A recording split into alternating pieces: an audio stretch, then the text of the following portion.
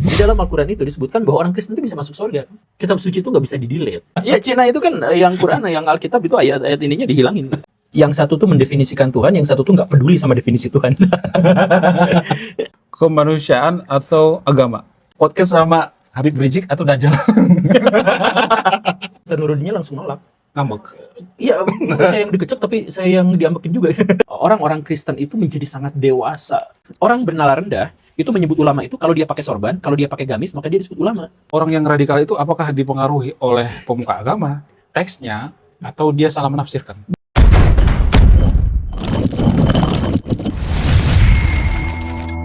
Kemanusiaan atau agama?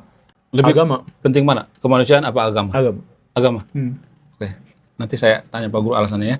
Kalau dilahirkan kembali, jika ada dua agama di dunia ini, Buddha dan Kristen, mana yang Pak Guru pilih? Buddha tuh bukan agama yang bisa di-compare dengan Kristen sih. Tapi sama-sama ajaran kasih kan? Enggak, beda jauh. Beda jauh. Itu tuh bisa dibilang bertentangan. Gitu. Bertentangan. Bertentangan dalam hal yang satu tuh mendefinisikan Tuhan, yang satu tuh nggak peduli sama definisi Tuhan. Yang mana? Buddha sih. Wah, mantap ini. Sertifikasi ulama atau sertifikasi guru? Ya kalau sertifikasi guru kan udah ada, sertifikasi ulama kan nggak ada sekarang. Jadi Udah ada sertifikasi ulama? Belum ada kan? belum ada, tapi guru udah ada. Tapi kok gurunya begitu? Ya seharusnya dimulai dari memberi bekal kompetensi buat guru-guru. Cuman pemerintah nggak tahu, ngeyel, nggak mau melakukan itu. Tapi ini guru di Konoha ya? Nanti di somasi nanti Pak Guru. Nggak apa-apa guru di Indonesia. Ini guru di Konoha ya? Guru di Indonesia. Guru di Indonesia tuh yang dapat kompetensi itu nggak cuman sedikit sih. Itu juga menurut data kementerian kan. Oke. Lanjut Pak Guru. Mohon maaf Pak Guru. Video, kalau disuruh pilih video isi edukasi tapi yang nonton 10 orang, atau video sampah tapi ditonton jutaan orang? Oke, jadi saya akan pilih video edukasi. Walaupun 10 orang yang nonton.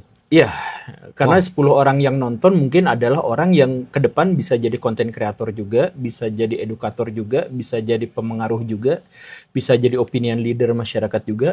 Jadi ya gak apa-apa lah 10. Ini bisa di-cut ini. Ada sensitif banget ini. Ini siapa yang tulis nih? Apa emang? Subscriber gue. Video podcast sama Habib Rizik atau Dajjal? Ini luar biasa. Jadi podcast sama Habib Rizik atau podcast sama Dajjal gitu? Iya. Dajjal lah. Gila. Saya pengen tahu sebenarnya. Dajjal. Heeh. Oke. Ustadz Nuruddin atau Deddy Corbuzier? Apanya? Kalau disuruh podcast gitu ya? Deddy Corbuzier. Bukan Ustadz Nuruddin. Digecek lagi saya nanti. Kalau podcast sama Ustadz Nuruddin, apa yang perlu ditanyakan? Enggak, jadi sebenarnya dulu tuh saya tuh pernah minta kontak sama beliau, pengen ngobrol juga setelah itu. Karena seperti yang saya bilang, saya tuh mau sama siapa-siapa juga, mau digecek, mau kayak gimana juga, saya tuh pasti pengen bangun silaturahim. Cuman Ustadz Nuruddinnya langsung nolak. Ngambek. Iya, saya yang dikecek tapi saya yang diambekin juga. Nah, makin ngambek. Iya. Kenapa ngambek gitu? Nggak tahu. Tapi katanya sih alasannya adalah karena saya nggak serius. Ya memang pada waktu itu saya nggak serius, nggak ada persiapan, nggak ada pikiran apa-apa gitu. Karena saya terlena kan pada waktu itu tuh. Tapi disclaimer on ya, saya bukan terlalu mengglorifikasi Pak Guru ya. Tapi waktu debat itu, saya tuh lebih pro sama Pak Guru gitu ya. Lebih masuk akal yang diucapkan. Cuman memberikan contoh itu memang kurang tepat ya. Tapi saya tuh lebih prefer ke Pak Guru gitu ya. Cuman kalau lebih prefer Pak Guru tuh dikata-katain ateis gitu, PKI gitu. Kemudian kalau Guru Gembul jadi nabi, lalu turun wahyu ayat perang seperti ayat perang lah orang-orang kafir dan lain sebagainya. Namun ratusan tahun kemudian ayat ini digunakan oleh orang radikal membunuh umat agama lain sehingga menimbulkan intoleransi. Apakah Guru Gembul akan tetap menuliskan wahyu ini dalam kitab suci, atau cukup bunyinya berbuat baiklah? Perang itu dibutuhkan dan perang itu adalah sebuah kebaikan. Bahkan membunuh itu adalah sebuah kebaikan. Jadi ini jangan dipelintir ya, jangan dipelintir. Jangan dikata sih. Jangan dikat ya. Jadi membunuh itu kebaikan karena gini kan, baik dan buruknya itu sebenarnya tidak terikat hanya pada satu konstanta atau bahkan satu variabel saja, enggak mungkin. Jadi kita tuh membutuhkan variabel lain untuk menemani konstanta itu. Jadi membunuh baik atau tidak? Ya itu Avenger itu jadi pahlawan tuh gara-gara ngebunuh Thanos kan. Semacam itu. Jadi kenapa Sudirman itu dianggap pahlawan? Ya karena dia ngebantai berapa ribu tentara Belanda. Itu jadi poinnya itu sebenarnya bukan soal membunuhnya, tapi kenapa kita membunuh, siapa yang melakukan eksekusinya, dengan cara apa, tempatnya di mana, bagaimana dan sebagainya. Baru semua itu dirangkum, akhirnya jadi satu kesatuan bahwa membunuh itu boleh atau tidak. Jadi sama seperti berperang. Berperang tuh itu bebas nilai. Berperang itu kebutuhan manusia. Oke gini Pak Guru, konteksnya gini.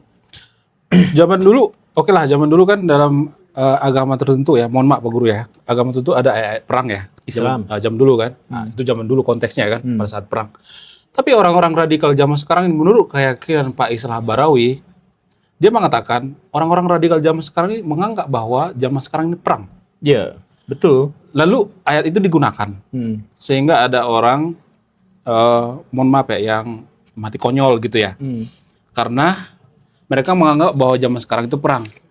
Sementara konteks itu kan konteks perang kan zaman dulu kan. Nah, gimana tanggapan Pak Guru seputar itu? Teman-teman, coba cek ya, langsung kita main data sih ya. Ya. Di dalam Islam, ayat perang dan kekerasan itu ada, tapi hanya 2,6%. Yang perjanjian baru tuh 5% ke atas. Perjanjian lama juga 5% ke atas. Jadi kalau misalkan mau menguji, nah Al-Quran 1, Alkitab 1, buka random. Buka random aja, random. Oke. Seberapa banyak kita bisa menemukan ayat perang di kitab 1 dengan kitab yang lain gitu. Jadi sebenarnya kalau ngomongin soal ada agama tertentu yang ada ayat kekerasannya, sebenarnya di perjanjian baru tuh lebih banyak. Perjanjian lama bahkan jauh lebih banyak lagi.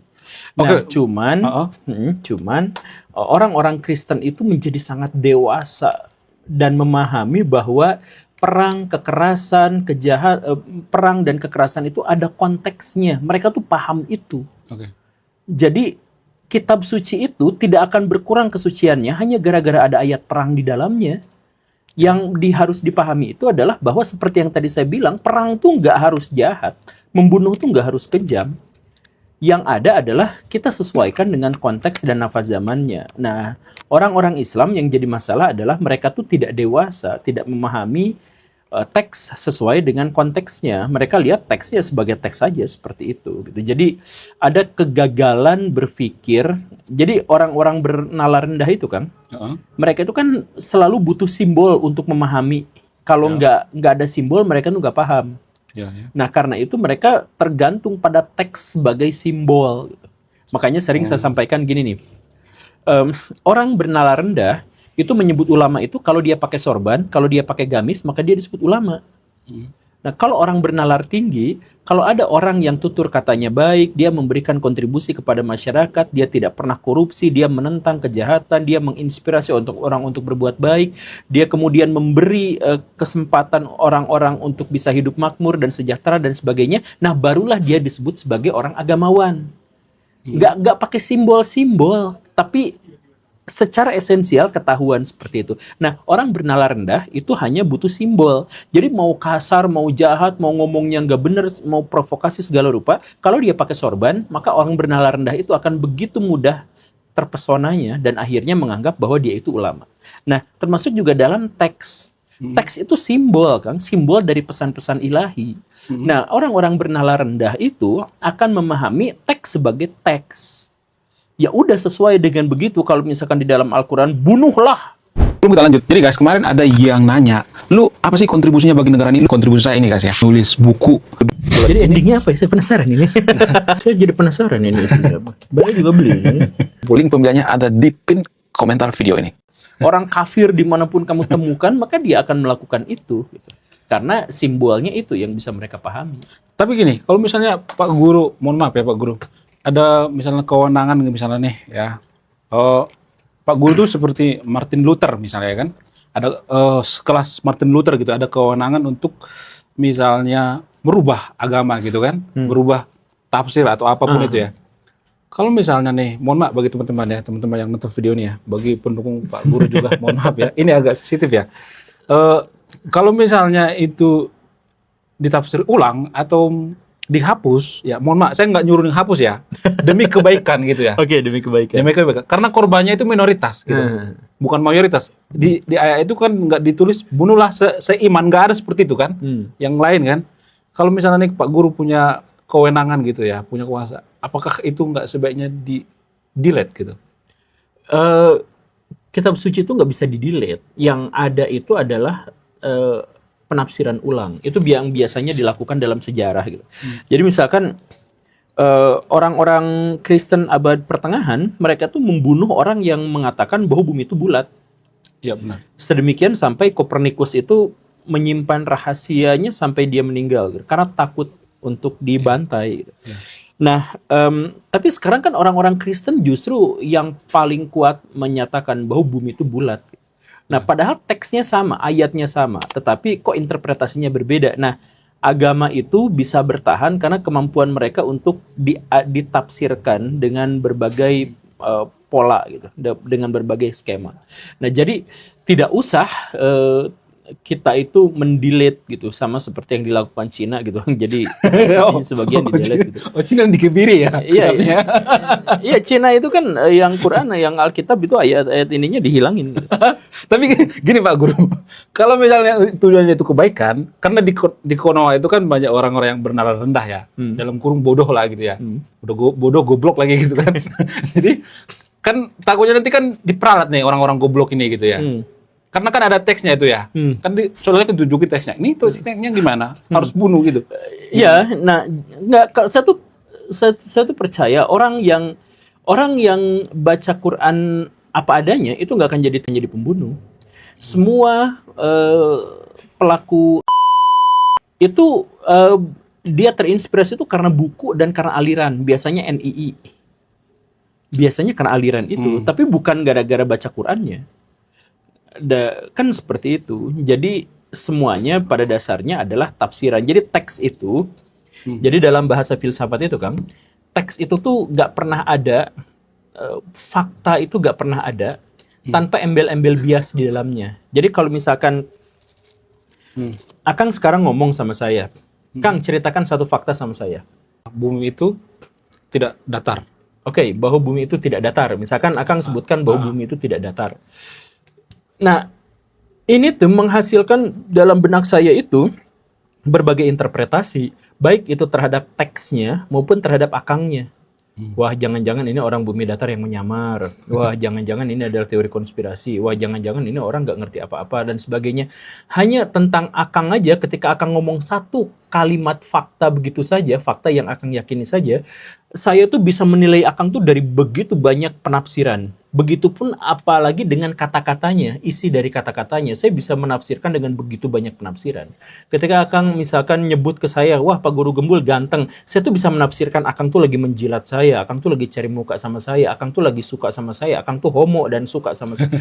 Saya tuh bisa menafsirkan dengan begitu banyak cerita hanya gara-gara satu fakta itu.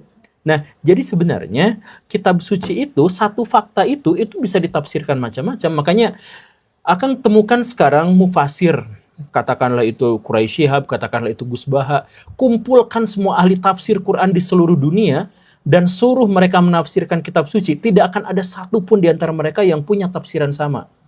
Pertanyaan saya yang paling sederhana adalah, lalu dari mana mereka bisa disebut ahli tafsir kalau misalkan mereka semua kemungkinan besarnya salah semua?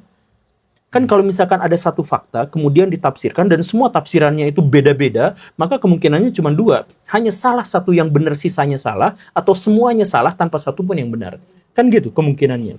Nah, tapi di luar itu yang ingin saya sampaikan adalah bahwa kita tuh gak bisa mengakses fakta tanpa bias. Berarti ada biasnya ya? Apapun itu, Akang mau ngomong apapun ke siapapun, Akang akan berbuat apapun ke siapapun, itu lebih mungkin menghasilkan bias daripada menghasilkan pemahaman. Berarti menurut keyakinan Pak Guru Gembul, orang yang radikal itu apakah dipengaruhi oleh pemuka agama, teksnya, atau dia salah menafsirkan? Bukan orang yang jadi biasanya adalah orang yang antisosial. Bisa dicek, silakan riwayat dari orang-orang yang melakukan mereka tuh baca Qurannya aja kadang nggak bener. Mereka tuh kadang-kadang baru ngajinya besok, baru kemarin gitu. Tapi mereka itu dipicu karena basis besarnya itu sebenarnya mereka itu adalah manusia antisosial. Makanya silahkan cek kelompok-kelompok orang yang di Amerika Serikat lebih banyak lagi. Itu adalah orang-orang yang sebenarnya gagal dalam memanajemen kehidupannya. Oke, dari sudut pandang yang lain Pak Guru ya, biar nggak hitam putih ya. Saya pernah mendengar Pak Islah Barawi mengatakan, ya, menurut keyakinan Pak Islah Barawi, orang-orang yang radikal itu mereka juga paham dalil-dalil katanya. Mereka juga radikal itu ada dalilnya katanya. Iya. Ya, berarti mereka dalam artian mereka juga memahami kitab suci gitu. Iya, betul. Iya, tapi itu disesuaikan dengan dirinya. Jadi gini kan, kitab suci itu bisa diartikan sebagai pembebas wanita, bisa diartikan pengekang wanita, bisa ditafsirkan sebagai perang, bisa ditafsirkan sebagai damai, bisa ditafsirkan sebagai ajakan untuk berpikir rasional, bisa ditafsirkan sebagai jangan berpikir rasional karena nggak akan kesampaian, bisa ditafsirkan sebagai kapitalis, bisa disesuaikan dengan sosialis dan sebagainya bisa. Ada di Indonesia namanya Haji Misbah, dia komunis tulen, tapi dia adalah haji, dan dia adalah seorang ulama besar di zamannya. Ada orang ustadz yang begitu kapitalis, semuanya, duitnya, harta, kaya, dan sebagainya, itu juga ada yang seperti itu, Kang. Nah, coba misalkan kita tanya sama orang yang paling kaya dan menganggap bahwa agama itu adalah kapitalis, dia mengatakan, ya kan kaya itu mendekatkan diri kita kepada kemanfaatan yang besar kepada umat manusia. Kita bisa ngasih banyak, kita bikin jembatan, kita bikin rumah sakit, itu pakai apa? Pakai duit. Nah, misalkan mereka membenarkannya seperti itu ya. Nah, kemudian orang-orang miskin juga bisa. Oh, kenapa kamu miskin? Ya karena dalam agama saya orang miskin itu lebih dekat ke surga, lebih dekat sama Nabi, lebih besar pahalanya. Itu juga bisa, Kang. Jadi agama itu sebenarnya bisa diajak ke sana ke sini. Makanya fokus utama kalau misalkan terkait dengan radikalisme itu sebenarnya bukan agamanya, tetapi terkait dengan orang yang membacanya. Nah, coba Akang misalkan. Akang adalah seorang yang liberal. Maka ketika Akang baca Al-Quran, kalau misalkan menemukan ayat-ayat yang radikal, Akang akan berusaha untuk menafsirkannya, membiaskannya agar tidak terlalu radikal. Mencari pemahaman-pemahaman, mencari kemakluman-kemakluman agar radikalisme di dalam ayat itu yang benar sebenarnya adalah fakta, kemudian Akang abaikan dan mengatakan bahwa ini aslinya nggak seperti ini karena tafsirnya begini gitu kan. Bisa diperlakukan seperti itu. Yang radikal pun ketika dia menemukan ayat yang liberal, oh ini sebenarnya nggak kayak gitu, dan seterusnya itu juga bisa. Kayak misalkan yang sederhana, di dalam Al-Quran itu disebutkan bahwa orang Kristen itu bisa masuk surga kan? Ahli kitab. Iya, ahli kitab. Nah, kalau kata orang-orang radikal, langsung diplesetin, oh itu kan maksudnya kitab ahlul kitab di zaman Nabi. Tuh, cari aja alasan. Bisa itu kan, bisa jadi kayak gitu. Ngeyel. Walaupun udah eksplisit. Nah, begitupun dengan sebaliknya, ada orang yang berusaha untuk jadi liberal, misalkan ya, gitu. Misalkan dikatakan bahwa kan di dalam Al-Quran atau misalkan di dalam hadis sahih itu jelas bahwa Nabi Muhammad itu membelah bulan. Nah, kan orang liberal nggak kepikiran, oh itu maksudnya adalah, nah itu cari-cari alasan juga kan kayak gitu. Jadi semua itu pada akhirnya tidak disesuaikan dengan kitab sucinya, tetapi tergantung pada siapa yang membacanya. Siapa yang membacanya itu akan mencari pembenaran dari kitab suci itu. Tapi kalau, mohon maaf Pak Guru ya, mohon maaf ya sebesar-besarnya. Kalau mungkin agak random gitu ya. Kalau memang benar ayat itu turun wahyu dari Tuhan gitu, kenapa ayatnya itu secara eksplisit mengatakan perang gitu ya? Kan ayat eksplisit itu tidak pernah eksplisit kan. Jadi ayat itu bentuknya berbentuk proyeksi sebenarnya. Maksudnya gini, kalau misalnya ayat itu diganti, ya berbuat baiklah sama yang beda agama misalnya. Apakah ini digunakan orang-orang radikal gitu? Bisa kan? Gimana caranya menggunakan? Misalnya ayatnya berbuat baiklah sama yang beda agama gitu ya. Agama Kristen, agama apapun itu kan. Oke. Apakah ini bisa dipelesetkan sama orang yang radikal bisa juga? Orang-orang Khawarij dulu melakukan itu. Dan dia membantai orang-orang yang tidak seagama dengannya. Apa dia yang katakan? Ya kan saya harus berbuat baik kepada mereka. Dalam pandangan dia, dunia itu tidak baik buat jadi dunia itu tidak baik, akhirat itu baik. Jadi saya akan habisi penderitaannya untuk langsung berjumpa dengan Tuhan. Mendahului Tuhan ya berarti. Ya, bukan soal mendahului Tuhan. Nanti bantai-membantai itu urusan saya. Soal nanti dihakimi sama Tuhan kayak gimana itu urusan Tuhan. Saya hanya mengantarkannya kepada Tuhan saja. Oh iya ya. Iya kan? Ya benar ya. Berarti bisa juga dibalikkan dari mana pun ya. Iya. Dibolak-balik ya. Dan itu ada riwayatnya, Kang. Itu ada riwayatnya. Jadi misalkan gini nih. Ada Wasil bin Atha. Ya. Dia tuh pendiri Mu'tazilah. Makanya logikanya itu jalan luar biasa, Kang. Ya. Ketemu sama dia lagi perjalanan dari Kufah ke Basrah. Di tengah jalan dia dicegat sama orang-orang Khawarij. Orang Khawarij itu sebaliknya radikal luar biasa, bodohnya nggak ketulungan. Gitu. Sesuai tekstual banget gitu kan. Sama seperti di Konoha. Iya, pokoknya mah jahat banget. Gurun dia, orang gurun. Nah, dia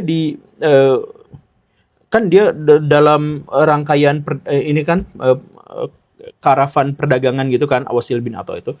Bagian depan ditanya, diinterogasi. Kamu muslim bukan?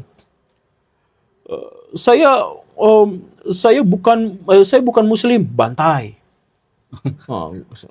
Terus datang lagi berikutnya, kamu muslim bukan? Oh iya, saya muslim. Lalu ditanya, apakah Ali atau Muawiyah yang berkhianat pada syariah? Oh, Ali, bantai.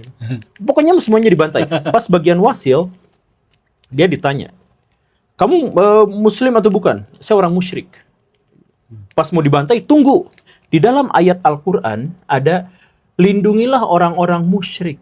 Ada dalilnya. Dibacakan, loh, oh iya ya. Ya udah, kalau gitu saya melindungi Anda dari pedang saya. Kata Wasil bin Atha, nggak bisa gitu. Di dalam ayat ini, lindungi sampai ke tempat yang aman. Ada dalilnya kan, nanti dicek.